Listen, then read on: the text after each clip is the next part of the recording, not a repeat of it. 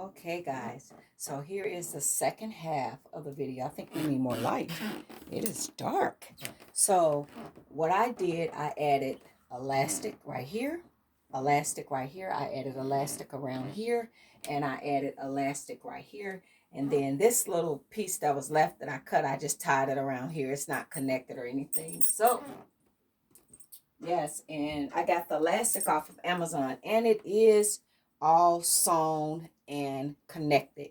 So it's all sewn and connected, guys. So you guys can do this and have a cool little outfit. You take the leggings and turn it into something else. And these outfits is going around on the internet. What, Gino?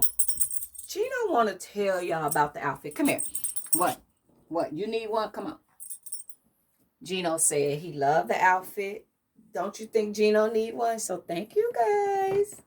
So happy sewing. And like I said, I got this big old thing of elastic from Amazon. I think I paid like $15, but it's like so many yards. I believe it's maybe 100 yards or something.